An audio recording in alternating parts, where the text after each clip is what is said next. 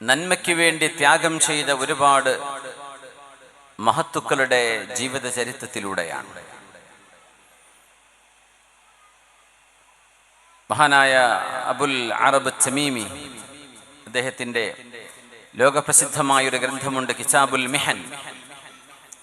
അതിൽ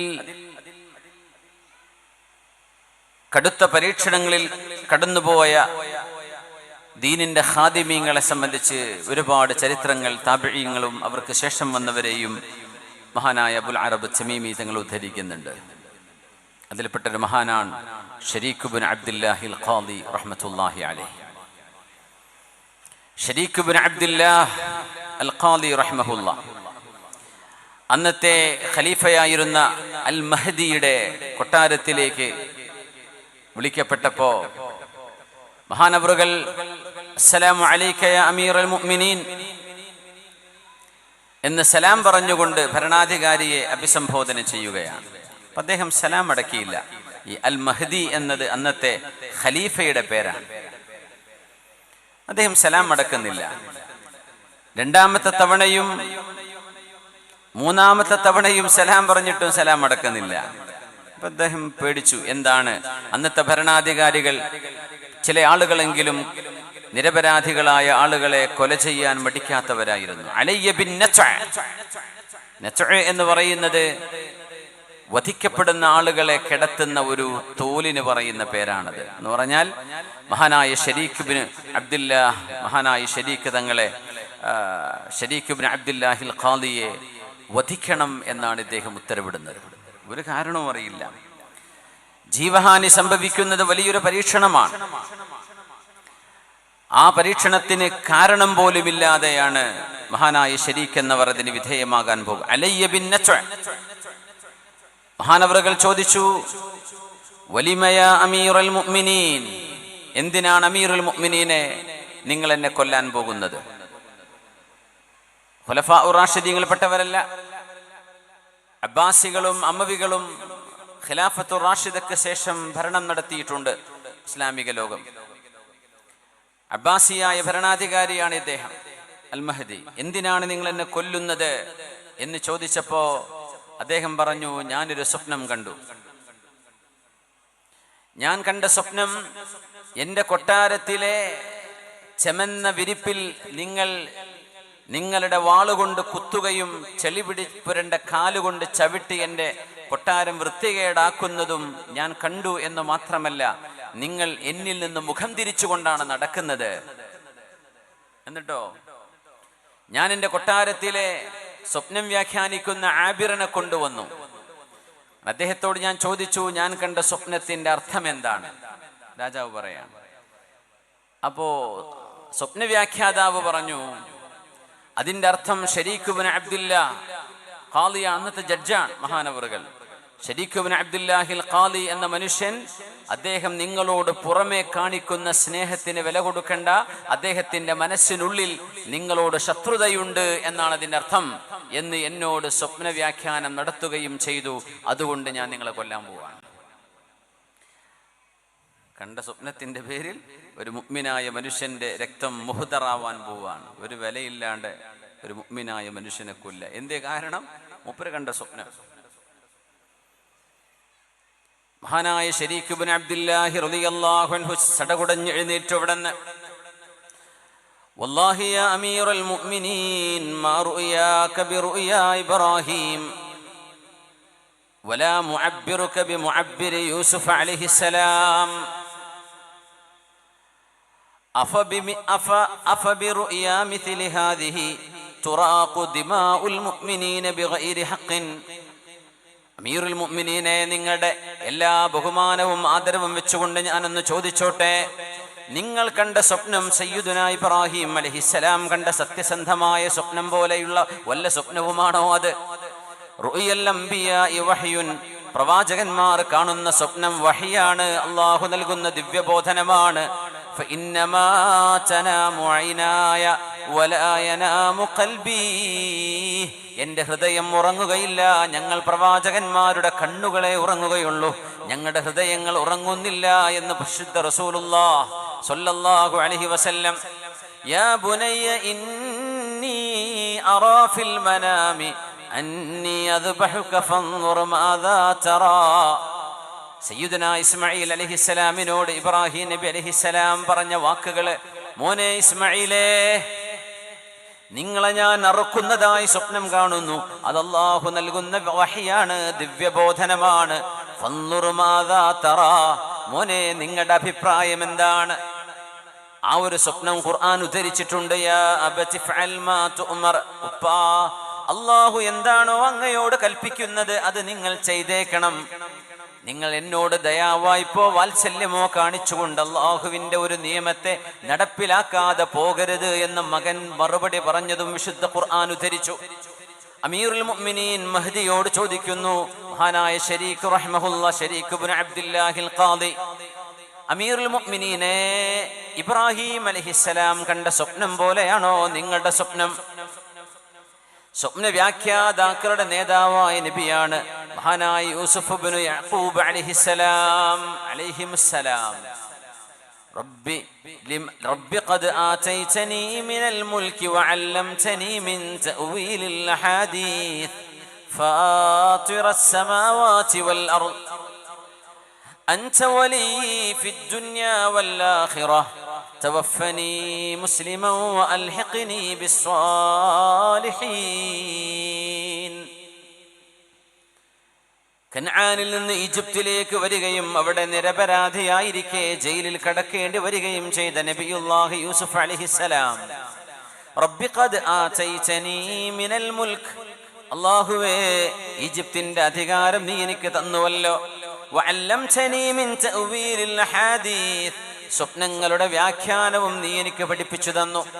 മഹാനവറുകൾ സ്വപ്നങ്ങൾക്ക് വ്യാഖ്യാനം നൽകുന്നത് സത്യസന്ധമായ വ്യാഖ്യാനമാണ്. ജയിലിൽ കഴിയുമ്പോഴാണ് രണ്ടുപേര് വന്ന് പറഞ്ഞത് യൂസുഫ് അലൈഹിസ്സലാമിനോട്, യൂസുഫ് നബിയെ, ഇന്നാ നറാക മിനൽ മുഹ്സിനീൻ, നിങ്ങളൊരു നല്ല മനുഷ്യനാണെന്ന് ഞങ്ങൾക്ക് ബോധിക്കുന്നു.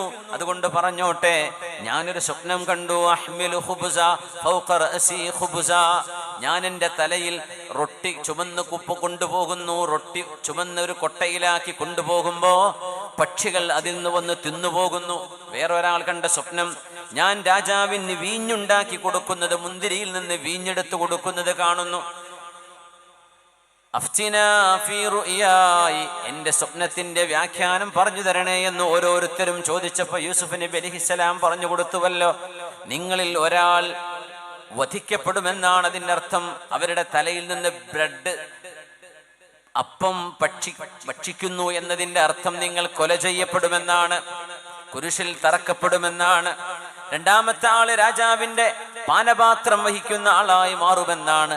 പറഞ്ഞതുപോലെ സംഭവിക്കുകയും ചെയ്തുവല്ലോ. യൂസുഫ് അലൈഹിസ്സലാം അല്ലാഹുവിനോട് നിഅമത്ത് ഉദ്ധരിച്ചുകൊണ്ട് പറയാറുണ്ട്, റബ്ബേ വഅല്ലംതനി മിൻ തഅവീലിൽ അഹാദീസ്, സ്വപ്നങ്ങളുടെ വ്യാഖ്യാനം നീ എനിക്ക് പഠിപ്പിച്ചു തന്നുവല്ലോ റബ്ബേ, അത് നീ എനിക്ക് തന്ന വലിയൊരു അനുഗ്രഹമാണ്. അൻത വലി ഫിദ്ദുനിയ വൽ ആഖിറഹ, അല്ലാഹുവേ ഈ ലോകത്തും നാളെ പരലോകത്തും എൻ്റെ രക്ഷിതാവ് നീ തന്നെയാണ്. അല്ലാഹ് തവഫനി മുസ്ലിമൻ വഅൽഹിഖ്നി ബിസ്സാലിഹീൻ, അതുകൊണ്ട് അല്ലാഹുവേ മുസ്ലിമായി എന്നെ ജീവിപ്പിക്കുകയും മുസ്ലിമായി മരിപ്പിക്കുകയും സജ്ജനങ്ങളുടെ കൂട്ടത്തിലേക്ക് എന്നെ ചേർക്കുകയും ചെയ്യണമേ എന്ന് പറഞ്ഞ നബിയുല്ലാഹി യൂസുഫ് അലൈഹിസ്സലാം അന്ത്യവിഷമം കൊള്ളുന്നത് ഇന്നത്തെ ഫലസ്തീനിലെ ഹിബ്രോണിൽ കിടക്കുന്ന യൂസുഫ് അലൈഹിസ്സലാത്തു വസ്സലാം വാപ്പയുടെ കൂടെ, വല്ലിപ്പന്റെ കൂടെ, അവരുടെ ഉപ്പയുടെ കൂടെ ഒരേ മസ്ജിദിലാണ് അന്ത്യവിഷമം കൊള്ളുന്നത്. നബിയുല്ലാഹി യൂസുഫ് ഇബ്നു യഅഖൂബ് ഇബ്നു ഇസ്ഹാഖ് ഇബ്നു ഇബ്രാഹിം അലൈഹിമുസ്സലാം. രാജാവേ, നിങ്ങൾ യൂസുഫ് നബിയുടെ വ്യാഖ്യാതാവാണോ? യൂസുഫ് നബിയെ പോലെ സ്വപ്നത്തിന് വ്യാഖ്യാനം പറയുന്ന ആളാണോ നിങ്ങളോടിത് പറഞ്ഞത്? നിങ്ങൾ കണ്ട സ്വപ്നം ഇബ്രാഹിം നബി അലൈഹിസ്സലാം കണ്ട പോലെയുള്ള സത്യസന്ധ സ്വപ്നമാണോ? അഫബിറുഇയാ മിഥ്ലി ഹാദിഹി തുറാഖു ദിമാഉൽ മുഅ്മിനീൻ, ഇങ്ങനെ അർത്ഥശൂന്യമായ സ്വപ്നങ്ങൾ കണ്ട് എന്നോട് വൈരാഗ്യമുള്ള ആരെങ്കിലും നിങ്ങൾക്കതിന് വ്യാഖ്യാനം തന്നതിൻ്റെ പേരിൽ നിരപരാധികളായ വിശ്വാസികളുടെ ചോര ചിന്താൻ നിങ്ങൾക്ക് എങ്ങനെ ധൈര്യം വരുന്നു എന്ന് ഒരു ഖലീഫയോട് മുഖത്ത് നോക്കി ചോദിച്ചു മഹാനായ ശരീഖ് ഇബ്നു അബ്ദുല്ലാഹിൽ ഖാദി റളിയല്ലാഹു അൻഹു. ദേഷ്യപ്പെട്ട് രാജാവ് പറഞ്ഞത് ഉഖ്റുജ് മിൻ മജ്ലിസി, ഇവിടെ നിന്ന് ഇറങ്ങിപ്പോ. അതുവരെ കൊല്ലണം എന്നാ പറഞ്ഞത്. ഉഖ്റുജ് മിൻ മജ്ലിസി, അവിടെ നിന്ന് ഇറങ്ങി നടക്കുന്ന ശരീക്ക് ഇബ്നു അബ്ദുല്ലാഹിൽ ഖാദി അവിടെ കൂടിയ ആളുകളോട് പറയുന്നു, അഫറഅയ്തും അഅജബ മിൻ ഹാദർ റജുൽ യുരീദു അൻ യഖ്തുല മുഅ്മിനൻ ബിറുയാ റആഹാ. ഇദ്ദേഹത്തോളം അത്ഭുതമുള്ള ഒരു മനുഷ്യനെ കണ്ടിട്ടുണ്ടോ? താൻ കണ്ട ഒരു സ്വപ്നത്തിന്റെ പേരിൽ നിരപരാധിയായ മനുഷ്യനെ കൊല്ലാൻ ഒരുങ്ങി പുറപ്പെട്ട ആളാണ് ഇദ്ദേഹമെന്ന് മഹാനായ ശരീഖ് റളിയല്ലാഹു അൻഹു ധൈര്യമായി പറഞ്ഞുകൊണ്ട് അവിടെ നിന്ന് ഇറങ്ങി വരുന്നു. അങ്ങനെ പറയാൻ ആലിമീങ്ങൾക്ക് ധൈര്യമില്ലാത്ത കാലമായിരുന്നു അത്. അങ്ങനെ ആരും പറയില്ല. കാരണം വാക്കുകൾ ഉച്ചരിച്ചു കഴിഞ്ഞാൽ പിന്നെ അതിന്റെ ശിക്ഷ ജീവൻ പോകുന്നതിൽ കുറഞ്ഞത് ഒന്നുമല്ല. ഹജ്ജാജ് ഇബ്നു യൂസുഫിന്റെ കാലമാണത്, മഹദിയുടെ കാലമാണത്, മഅ്മൂനിന്റെ കാലമാണ്, മുഅ്തസിമിന്റെ കാലമാണ്. ദയാദാക്ഷിണ്യമില്ലാതെ മനുഷ്യരെ കൊന്നൊടുക്കിയ എത്രയോ ഭരണാധികാരികൾ.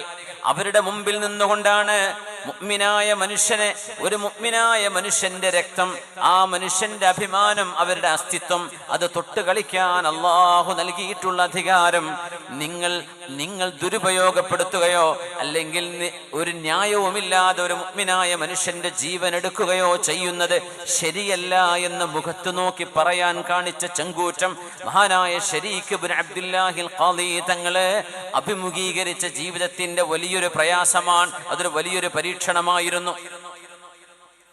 ശരീഖ് ഇബ്നു അബ്ദുല്ലാഹി അൽ ഖാദി തങ്ങൾ ഒരു ഹദീസ് ഉദ്ധരിച്ചിട്ടുണ്ട് റസൂലുള്ളാഹി സ്വല്ലല്ലാഹു അലൈഹി വസല്ലം തങ്ങളിൽ നിന്ന്. ആ ഹദീസ്, ഇസ്തഖീമൂ ലിഖുറൈശിൻ മസ്തഖാമൂ ലക്കും ഫഇൻ സാഗൂ അനിൽ ഹഖ് ഫളഉ സുയൂഫക്കും അലാ അവാതിഖിക്കും ثم അബീദു ഖളറാഅഹും. ഈ ഹദീസ് ഒരിക്കലും ജീവിച്ചിരിക്കുന്ന ഭരണാധികാരികൾക്കെതിരെ യുദ്ധം ചെയ്യണമെന്നോ പടപൊരുതണമെന്നോ ആഹ്വാനം ചെയ്യുന്ന ഹദീസ് അല്ല എന്ന് അതിന്റെ വിശദീകരണം മനസ്സിലാക്കിയിട്ടെങ്കിലും അറിയണം. മഹാനായ ശരീഖ് റളിയല്ലാഹു തആല അൻഹു, ഇമാം ദഹബി തങ്ങൾ ശരീഖ് ഇബ്നു അബ്ദുല്ലാഹി തങ്ങളെ വ്യാഖ്യാനിച്ചപ്പോ സിർ അലാമുൻ നുബലായിൽ ഉദ്ധരിച്ചത്, അവരുടെ മീസാനുൽ ഇഅ്തിദാൽ, ഒരു മനുഷ്യൻ അദിലാണോ അല്ലയോ എന്ന് തീരുമാനിക്കുന്ന മീസാനുകളുണ്ട് ഹദീസ് പണ്ഡിതന്മാർക്ക്. മഹാനായ ശരീഖ് തങ്ങളെ വിവരിച്ചുകൊണ്ട് മഹാനായ ശരീഖ് തങ്ങൾ അബ്ബാസി ഭരണാധികാരിയുടെ മുമ്പിലേക്ക് വിളിക്കപ്പെടുന്നു. കാരണം അബൂ ഉമയ്യ എന്ന് പറയുന്ന ഒരു ശിഷ്യൻ, ഒരു മഹാനവരുടെ വായിൽ നിന്ന് ഹദീസ് കേട്ട ആളാണ് അബൂ ഉമയ്യ. പക്ഷെ എന്ത് ചെയ്യാൻ, ഇൽമു കൊണ്ട് ഉപകാരം ഉണ്ടായില്ല. സ്വന്തം ഗുരുനാഥനെ ഭരണാധികാരിയുടെ മുമ്പിൽ വന്ന് ഒറ്റുകൊടുക്കുകയാണ്. നമ്മൾ നേരത്തെ പറഞ്ഞ ഇതേ മഹാനുഭാവനെ എന്താ ഒറ്റുകൊടുക്കുന്നറിയോ? ഈ ശരീഖ് എന്നവർ ഒരു ഹദീസ് ഉദ്ധരിക്കുന്നു, അനിൽ അഅ്മശി അൻ സാലിമിൻ അൻ സൗബാന അനിൻ നബി സ്വല്ലല്ലാഹു അലൈഹി വസല്ലം. ശരീഖ് തങ്ങൾ, ശരീഖ് ഇബ്നു അബ്ദുല്ലാഹിൽ ഖാദി എന്നവര് ഇമാം അഅ്മശിൽ നിന്ന് ഉദ്ധരിക്കുന്നു. അഅ്മശ് എന്നവർ സാലിം എന്നവരിൽ നിന്ന്, അവരാണെങ്കിലോ സൗബാൻ റളിയല്ലാഹു അൻഹു നബി തങ്ങളുടെ മൗലയിൽ നിന്ന് അന്നൻ നബി സ്വല്ലല്ലാഹു അലൈഹി വസല്ലം ഖാൽ, പുണ്യ നബി പറഞ്ഞു, ഇസ്തഖീമൂ ലിഖുറൈശിൻ മസ്തഖാമൂ ലക്കും. ഖുറൈശികളിലാണ് അധികാരം വേണ്ടത് എന്ന് സൂചിപ്പിക്കുന്ന ഹദീസുകളുണ്ട്. ഖുറൈശികൾ അതിന് യോഗ്യരാണെന്ന് പറയുന്ന ഹദീസുകളുണ്ട്. അവര് അള്ളാഹുവിന്റെ മാർഗത്തിൽ നിലനിൽക്കുന്ന കാലത്തോളം നിങ്ങൾ അവർക്ക് ശരിയായും അനുസരിക്കണം. ഫഇദാ സാഗൂ അനിൽ ഹഖ്, സത്യത്തിൽ നിന്ന് അവർ വഴിമാറുകയാണെങ്കിൽ, അതായത് കഫറു കുഫ്റൻ ബയ്യിനൻ, വ്യക്തമായ ദൈവനിഷേധത്തിലേക്ക് ഭരണാധികാരികൾ മാറിപ്പോകുന്ന പക്ഷം, ഒരു മുഅ്മിനായ ഉമ്മത്തികളുടെ നേതാവ്, മുഅ്മിനീങ്ങളുടെ ഖലീഫയായ മനുഷ്യൻ ഇസ്ലാം വിട്ടുപോവുകയും വളരെ വ്യക്തമായ കുഫറിലേക്ക് നീങ്ങുകയും ചെയ്താൽ പിന്നെ നിങ്ങൾക്ക് അവരോട് അനുസരണയില്ല എന്ന് പറയുന്ന ഹദീസാണിത്. ഈ ഹദീസ് ഒരു രാജാവിന്റെ മുമ്പിൽ പറയപ്പെടുമ്പോൾ ഭരണാധികാരി വിചാരിക്കുന്നത് അയാൾക്കെതിരെ ജനങ്ങളെ ഇളക്കിവിടുന്ന ഹദീസാണിതെന്നാണ്. ഈ ഹദീസ് ശരീഖ് തങ്ങൾ അഅ്മശിൽ നിന്ന് ഉദ്ധരിക്കുന്നു എന്നാണ് അന്നത്തെ ഭരണാധികാരി അൽ മഹ്ദി മഹാനവറുകളോട് ചോദ്യം ചെയ്യുന്നത്. ഈ ഹദീസ് നിങ്ങൾ ഉദ്ധരിച്ചുവോ? ഇത് നിങ്ങൾ പറഞ്ഞിട്ടുണ്ടോ? ചില വിഷയങ്ങൾ അങ്ങനെയാണ്. ചില ഹദീസുകൾ അതിൻ്റെ കോണ്ടെക്സ്റ്റിൽ നിന്ന് അടർത്തി മാറ്റിയാൽ അതൊരു വലിയ ഭീകരമായ ചില സംഭവങ്ങളായി തോന്നിയേക്കും. ആയത്തുകൾ അങ്ങനെയാണ്. അതിൻ്റെ യഥാർത്ഥമായ ആശയം എന്താണെന്ന് മനസ്സിലാക്കാതെ അതിന്റെ കോണ്ടെക്സ്റ്റിൽ നിന്ന് അതിനെ അടർത്ത് മാറ്റിയതിനെ വ്യാഖ്യാനിച്ചാൽ, ഇപ്പൊ യുദ്ധക്കളത്തിൽ നടക്കുമ്പോൾ നിങ്ങളുടെ ശത്രു നിങ്ങളോട് പടപൊരുതാൻ വരുമ്പോൾ കഴുത്ത് വെച്ചു കൊടുക്കരുത്, നിങ്ങൾ ധീരമായവരോട് പോരാടണം, നിങ്ങൾ പിന്തിരിഞ്ഞോടരുത് എന്ന് പറയുന്ന ആയത്തുകൾ അങ്ങാടിയിലൂടെ നടക്കുന്ന മനുഷ്യന്മാരെ കുറിച്ചാണ് ഇത് പറയുന്നത് എന്ന് പറഞ്ഞാൽ എന്തൊരു അപകടമാണ്. അതുപോലത്തെ ഒരു അപകടമാണ് അബൂ ഉമയ്യ എന്ന് പറയുന്ന തന്റെ ശിഷ്യൻ മഹാനായ ശരീക തങ്ങളെയും കൊണ്ട് മഹ്ദിയെ എന്ന് പറയുന്ന രാജാവിന്റെ മുമ്പിൽ ചെന്ന് പറഞ്ഞു കൊടുക്കുന്നത്, ഖലീഫയുടെ മുമ്പിൽ. നിങ്ങളുടെ നാട്ടുകാരനായ ഈ പണ്ഡിതൻ ഇതാ ഖുറൈശികളിൽ വരുന്ന ഭരണാധികാരി, അദ്ദേഹം അബ്ബാസിയാണ്, ഖുറൈശിയാണ്. അതുകൊണ്ട് അവരൊന്നും നേർവഴിയിലല്ല ജീവിച്ചത് എന്നതും ശരിയാണ്. ചില ഭരണാധികാരികൾ അവരിൽ തർദിയത്ത് ചെല്ലാൻ പറ്റുന്ന ആളുകൾ വളരെ കുറവാണ്. ഹാറൂൺ റഷീദിനെ കുറിച്ച് ആലിമീങ്ങൾ പറയും, തർദിയത്ത് പറയാം, അല്ലെങ്കിൽ റഹിമഹുല്ലാ എന്ന് പറയാം. ഹാറൂൺ റഷീദ്, ഉമർ ഇബ്നു അബ്ദുൽ അസീസ് റളിയല്ലാഹു അൻഹു റഹ്മത്തുള്ളാഹി അലൈഹി, പിന്നെയൊന്നും പറയാൻ പറ്റുന്ന ആളുകൾ വളരെ കുറവാണ് ആ കാലഘട്ടങ്ങളിൽ. അവരൊക്കെ സുഖലോലോപതയിലും ഒരൽപ്പം ആഡംബരത്തിലും കുറച്ചൊന്നുമല്ല. സത്യവിശ്വാസികളുടെ സ്വത്തുകൾ അപഹരിച്ചുകൊണ്ടും പിടിച്ചെടുത്ത സ്വത്തുകൾ ഒരുപാടുണ്ടായിരുന്നു. അതൊക്കെ മൗനമായി കുറെ ആളുകൾ നിന്നു. പക്ഷേ ചില ആലിമീങ്ങൾ ഇടപെട്ട് സംസാരിച്ചു. ഇത് ഒരു മോറൽ കറേജ് എന്ന് പറയും, ധാർമ്മിക ബോധത്തോടുകൂടെ ഉണ്ടാകുന്ന ഒരു ധൈര്യമാണ്. നമ്മുടെ നാട്ടിലെ മക്കളിൽ ലഹരിയോ അതുപോലെയുള്ള തിന്മകളോ, ചെറുമോത്തുസ്താദ് വളരെ ഗൗരവമായ ചില വിഷയങ്ങളിലേക്കാണ് ഇവിടെ സൂചന നൽകിയത്. അത്തരം തിന്മകളൊക്കെ നാട്ടിലൊക്കെ നടക്കുമ്പോഴേ ഒന്ന് നാവനക്കാൻ പോലും ധൈര്യം കാണിക്കാതെ മുതിർന്ന ആളുകൾ അവരുടെ മുമ്പിലൂടെ നടന്നു നീങ്ങുമ്പോൾ എന്തൊരു മെസ്സേജാണ് നമ്മൾ കൈമാറുന്നത്?